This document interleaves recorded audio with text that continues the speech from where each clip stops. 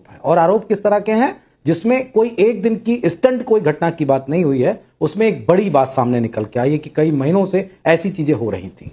तो इसका समर्थन समाजवादी पार्टी, आदरणीय राष्ट्रीय अध्यक्ष जी अखिलेश यादव जी नहीं करते। लेकिन जब हम लोगों ने जांच कराई तो उसमें बहुत कुछ सामने निकल के आया। मैं आपके चैनल पे इस बात को इसलिए नहीं कह सकता क्योंकि वो मेरे ख्याल से पूरा विचाराधीन है, पुलिस उसकी जांच कर रही है, आगे मेरे ख्याल से कोर्ट में भी जाएंगी चीजें, जो दोषी होगा वो जेल जाएगा। मनोज यादव जी, मेरा सवाल ये नहीं था। आपको मेरे सवाल का मैंने आपको समझा देता हूं। और डरने वाली बात मैंने क्यों पूछी? मेरा सवाल डरने के लिए इसलिए नहीं था कि आप एक दिन लेट क्यों आए, 4 दिन, 1 महीना लेट क्यों आए। मेरा सवाल इसलिए था कि अरे जब आए तो अयोध्या मोहित खान का नाम क्यों नहीं लिया? जब आए तो ये क्यों नहीं बताया कि उस मोहित खान पर एक्शन क्या कर रहे हैं? जब आए तो ये क्यों नहीं बताया कि सपा का जो नगर पंचायत का अध्यक्ष है वो जिला महिला अस्पताल में जाकर पीड़ित परिवार को, उस पिछड़े पीड़ित परिवार को धमकी देता है कि सुलह कर लो नहीं तो जान से मार देंगे। उस पर सपा ने एक्शन क्या लिया? मेरे सवाल पूछने का मतलब यह था।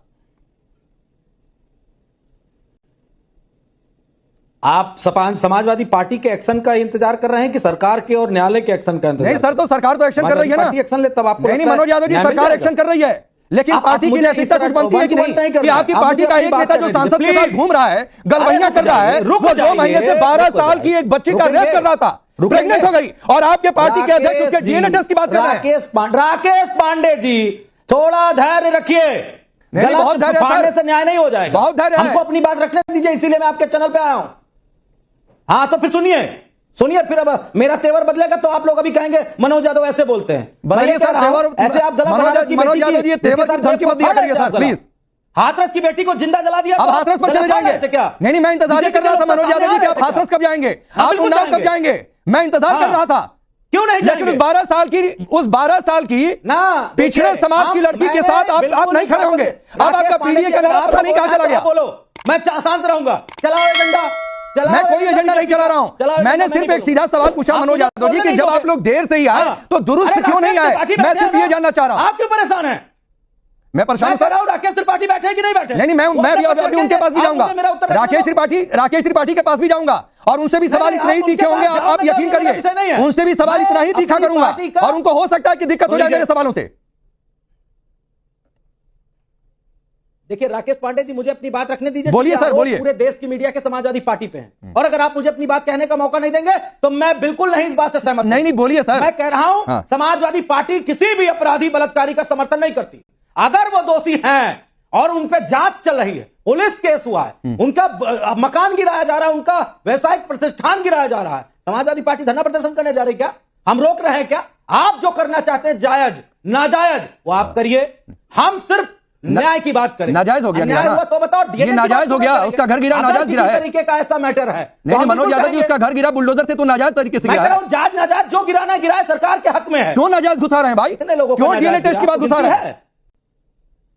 मैं कह रहा हूं क्यों नाजायज इतने लोगों का मकान गिरा? वाह, ठीक। राकेश त्रिपाठी, मेरी 2 बातें हैं। बनारस वाले लड़कों का गिरा था नाजायज। अरे रुक जाइए सर, आप बनारस जाएंगे, उन्नाव जाएंगे, सब जगह जाएंगे, हाथरस जाएंगे, अयोध्या नहीं जाएंगे। अब रुकिए, अब राकेश त्रिपाठी की बारी है। राकेश त्रिपाठी की बारी है, ये दूसरा टर्म है ना। राकेश त्रिपाठी बर्दाश्त करेंगे। 2 बातें हैं, रुक जाइए सर, मुझसे भी बर्दाश्त नहीं हो रहा। 12 साल की एक बच्ची प्रेग्नेंट हो गई, आप लोग पिछड़ों के हक की बात करते हैं और वो पिछड़ों का हक पता नहीं कहां चला गया। चलिए सर, 1 मिनट रुक जाइए। राकेश त्रिपाठी, मेरे 2 सवाल हैं। पहला सवाल यह है, आप तो ट्वीट एडिट का ही आप एनालिसिस कर रहे थे अपने सोशल मीडिया पर, उसके बाद एक बार फिर से और एडिट हो गया, पता नहीं आपने देखा कि नहीं देखा, वो जौनपुर वाली फोटो हट गई फाइनली। नंबर 2 बात है, ये दूसरे सेशन तक आप लोगों को नहीं समझ में आया कि एक आदमी के घर में ही थाना चल रहा है। निश्चित तौर पर थाना चल रहा है, ये बात की लापरवाही स्थानीय थानाध्यक्ष की दिखाई पड़ी है, इसीलिए थानाध्यक्ष को भी निलंबित करने का काम किया है, चौकी इंचार्ज को भी निलंबित करने का काम किया है। हम बिल्कुल जवाबदेही तय करने का काम करेंगे। अखिलेश यादव जी का आज पूरे इस मामले पर रुख और अभी मनोज यादव का रुख ये दिखाई पड़ रहा है, जनता देख रही है। 12:53 पर अखिलेश यादव पहला ट्वीट करते हैं। लगता है उन्हें कि असंवेदनशील ट्वीट हो गया है, अयोध्या को लेकर के ये भाषा नहीं बोलनी चाहिए थी, क्योंकि उनके ट्वीट करते ही लगातार इस बात को लेकर के सोशल मीडिया पर उनकी आलोचना शुरू होती है। वो अपना ट्वीट एडिट करते हैं, 1:02 पर वो अपना नया ट्वीट कर देते हैं। लेकिन फिर उनको लगता है कि उनके इस स्टैंड की जब आलोचना हो रही है कि अखिलेश यादव बदल गए, तो हठधर्मिता के साथ अखिलेश यादव संवेदनहीनता के साथ 3:18 पर तीसरा ट्वीट कर देते। यही समाजवादी पार्टी का भ्रम है। समाजवादी पार्टी तय नहीं कर पा रही है कि वो आखिरकार इस मजहब के वोट बैंक के आधार पर कैसे अपने पार्टी के नेता का विरोध करे। और इसीलिए अभी जो कह रहे थे मनोज यादव, भाजपा के घोषित प्रवक्ता मत बनो, टाइम बदलता रहता है। आपकी स्ट्रेटजी है। अजय वर्मा, अभी आपकी बारी नहीं आई है सर, और ये बैकग्राउंड कमेंट्री और टैगिंग मत करिए सर प्लीज। और मत करिए, मतलब मत करिए, वरना पलटकर आपके पास आऊंगा तो आप जवाब देने की स्थिति में नहीं होंगे, ये यकीन मानिए। तो आपकी भी बारी आएगी, अभी इंतजार करिए। जवाब आपके पास ही नहीं है, तो इंतजार करिए जबरना, प्लीज आपके पास आऊंगा तो फिर आप बोलिए, मजबूरन मुझे कहना पड़ेगा आवाज डाउन करने के लिए। तो अभी रुक जाइए, अभी बीजेपी सपा के बीच डिबेट चल रही है, अपनी बारी का इंतजार करिए, रुक जाइए, सुधार के रखा करिए। अभी सिर्फ राकेश त्रिपाठी और मनोज यादव जी की आवाज होने आ रहे हैं। अजय वर्मा की पार्टी भी ये भी मुंह नहीं खोल पाए हैं, लेकिन मनोज यादव ने एक बड़ी रोचक बात आज बताई। मनोज यादव कह रहे हैं कि ये हमको प्रतिक्रिया व्यक्त करने में समय इसलिए ज्यादा लगा क्योंकि पार्टी के भीतर में इंक्वायरी कर रहे थे, हम इन्वेस्टिगेशन कर रहे थे। यानी पुलिस की इन्वेस्टिगेशन से ज्यादा अब समाजवादी पार्टी के पास भी कोई इन्वेस्टिगेशन की एक नई विंग आ गई है, कोई नई पुलिस इन्होंने भी भर्ती कर ली है। वो पुलिस जो अवधेश प्रसाद को ये बता तक नहीं पा रही थी। नहीं राकेश त्रिपाठी जी, मेरा एक और सवाल है बड़ा। राकेश त्रिपाठी जी एक मिनट, मेरा एक और सवाल है बड़ा, और सवाल ये है मनोज यादव जी, ये डीएनए टेस्ट की जो आपने मांग उठा दी, आप जताना क्या चाहते हैं? क्या मैं सीधे से ये ना पूछूं? मेरे दो सवाल हैं इससे। नंबर एक सवाल, सपा के शासनकाल में जब अखिलेश यादव मुख्यमंत्री थे, कितने रेप केस की जांच डीएनए से हुई है? नंबर एक बात। नंबर दो का सवाल है, क्या डीएनए टेस्ट की बात करके आप उस नाबालिग पीड़िता के कैरेक्टर पर सवाल नहीं उठा रहे? नहीं, देखिए एक बात बिल्कुल स्पष्ट कर दूं, मुझे डिबेट में इस तरह के शब्द कहने का कोई, मुझे मतलब मैं कह नहीं सकता, कोई अदालत नहीं है, ये जनता की अदालत है, और जनता की अदालत में बहुत सारे शब्दों का रिस्ट्रिक्शन है, जैसे लोकसभा के सदन में तमाम शब्दों का रिस्ट्रिक्शन रहता है। मैं सिर्फ इतनी बात कहना चाहता हूं, हमने किसी जांच को प्रभावित किया, हमने किसी जांच कराने से मना किया, और अगर हमने एक जांच की बात कही है तो बिल्कुल स्पष्ट है कि जो दोषी है उसको कड़ी से कड़ी सजा मिलनी चाहिए। अगर वो हमारी पार्टी का सदस्य है तो उसको भी बुलडोजर चलाओ, फांसी चढ़ा दो, कोई फर्क नहीं पड़ता। लेकिन ये बीजेपी के लोग हैं, अन्याय करने वाले लोग हैं, ये तिल का ताड़ बनाने वाले लोग हैं, एक दोषी को बचा के निर्दोष को फंसाने वाले लोग हैं। मैंने इसीलिए सवाल, मोहित खान निर्दोष है? बीएचक्यू की बहन के साथ मोहित खान निर्दोष है? आपकी पार्टी का क्या स्टैंड है? क्या मोहित खान दोषी था? क्या मोहित खान दोषी? मैं नहीं कह रहा, मैं कौन होता हूं कहने वाला? नहीं बताइए ना सर, क्यों नहीं बताते हैं? इंटरनल जांच करा ली, बताएंगे नहीं? मेरे कहने से निर्दोष होगा? इंटरनल जांच करा ली, बताएंगे नहीं? डीएनए टेस्ट किसका चाहते हैं? फंसाने वाले का न्यायपालिका तय करेगी ना कौन दोषी कौन निर्दोष। आपने बता ही दिया निर्दोष को फंसाने वाले। आप अजय वर्मा जी से बात कर लिए, फिर बोलूंगा। मैं सिर्फ इतना कह रहा हूं कि मौजूदा सरकार नहीं, एक मिनट, आप बीच में कमेंट्री काहे कर रहे हैं भाई? आपको अपनी बात बोलिए। बात खत्म हो कर दीजिए मनोज जी, आपका टाइम ओवर। मैं सिंपल सी एक बात कह रहा हूं, जितने भी केसेस, जितने भी रेपिस्ट बीजेपी के नेता हुए हैं, क्या उनपे भाजपा के योगी आदित्यनाथ बुलडोजर अरे मनोज यादव जी भी गिरा पाए क्या? मनोज यादव जी, मेरे सवाल का जवाब नहीं है। मैंने पूछा था आपके शासनकाल में कितने रेप केस की जांच डीएनए से हुई है? कितने रेप केस की इन्वेस्टिगेशन के दौरान डीएनए टेस्ट आप लोगों ने करवाया? मुझे डेटा दीजिए। हमारे शासन को कितने रेप केस की इन्वेस्टिगेशन में आप लोगों ने डीएनए टेस्ट करवाया? जी 10 साल होने वाले, 10 साल होने वाले हमारे। नहीं सर, ये सवाल नहीं, वो 10 साल की बात नहीं है भाई। मनोज यादव जी, अब अवधेश जी आप बताइए, एक पत्रकार के नाते रुक जाइए, इसके बाद राकेश जी आऊंगा, फिर अजय वर्मा आपके पास आऊंगा। पूर्व की सरकार, रुकिए सर, रुकिए। अवधेश जी, आपको याद आ रहा है सपा के शासनकाल में कोई रेप केस की इन्वेस्टिगेशन डीएनए टेस्ट से हुई हो? नंबर एक। नंबर दो बात है, क्या उस लड़की के कैरेक्टर पर सवाल नहीं उठा रही है सपा?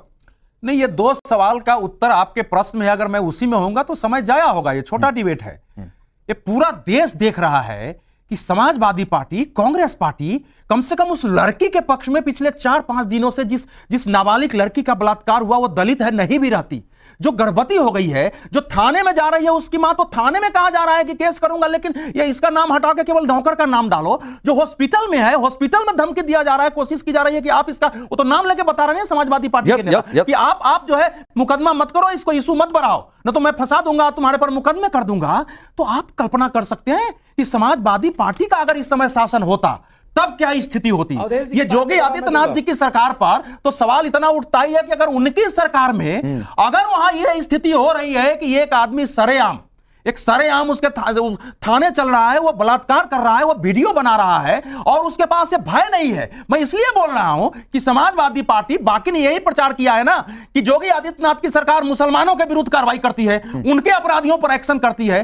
फिर भी एक मुसलमान अपराधी इस ढंग से अगर साहस करता है तो बहुत बड़ी बात होती है, उसमें साधारण बात नहीं है। लेकिन पूरा देश देख रहा है कि फैजाबाद के लोगों ने ऐसे सांसद को चुना है कि जब पत्रकार उनसे कह रहे थे कि आप बोल क्यों नहीं रहे हैं, अयोध्या के एक संत ने कहा है कि अभी मुहूर्त नहीं, हम चुप रहेंगे, और फिर पत्रकार को कह रहे हैं क्या पत्रकार हो आप जबरदस्ती पूछोगे?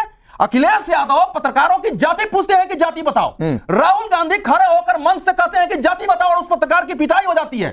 लेकिन यही लोग इस देश में एक बलात्कार पर बोलने के लिए तैयार नहीं है। मैं समझता हूं कि एक बलात्कार से ज्यादा जघन्य अपराध इस देश में इस समय पार्टियां कर रही है। बीजेपी पर आपको सवाल उठाते रहिए, लेकिन किसी ने भी बीजेपी में उस कांड का समर्थन नहीं किया। बोलिए बोलिए मनोज यादव जी, बोलिए। सारे मीडिया ने उसके खिलाफ बातें की थी। टाइम दीजिए, बोलिए ना, बोलिए, मैंने दे दिया टाइम आपको। एक लाइन और बोला, कह रहे हैं कि आप देश का गुस्सा इस समय उबाल पर है। बताओ, एक मिनट, अवधेश कुमार जी, रिलैक्स।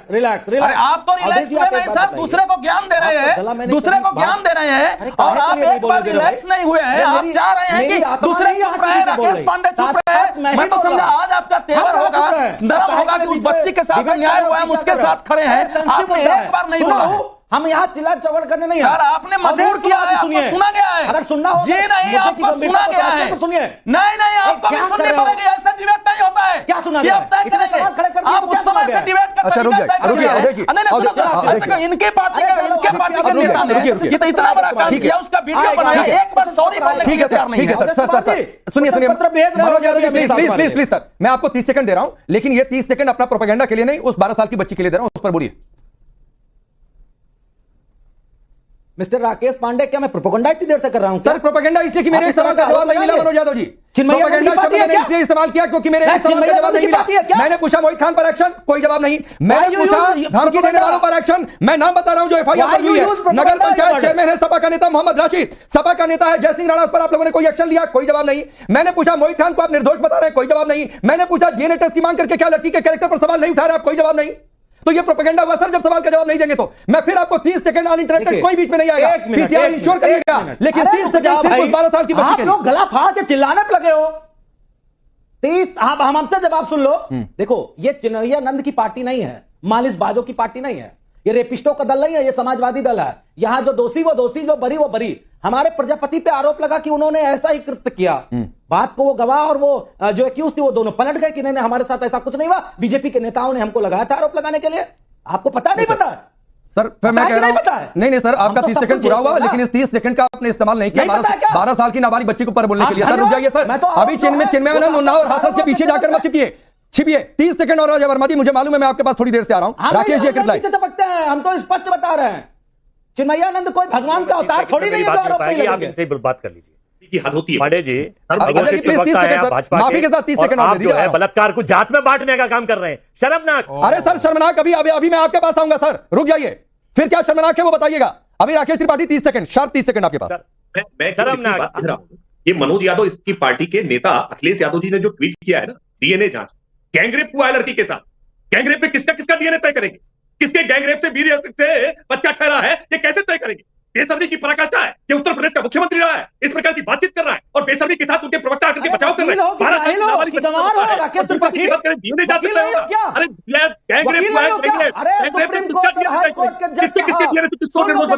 आपको शर्म नहीं आ रही है? वो पिछड़ी बिरादरी की है, अति पिछड़ी बिरादरी की का नारा आज कहां घुस गया आपका?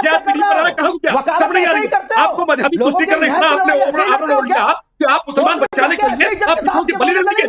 ये अति पिछड़ी से है, अति पिछड़ी जाति क्या है? मनोज यादव, घर में जाओगे कि नहीं जाओगे? आज घर में जाओगे कि नहीं जाओगे? अपने पत्नी बच्चों को कैसे मुंह दिखाओगे? 12 साल की बच्ची है, आप मेरी के चोटी शर्म नहीं आती है? गजब के 12 साल की बच्ची का 20 हजार कराने की बात कर रहे हैं।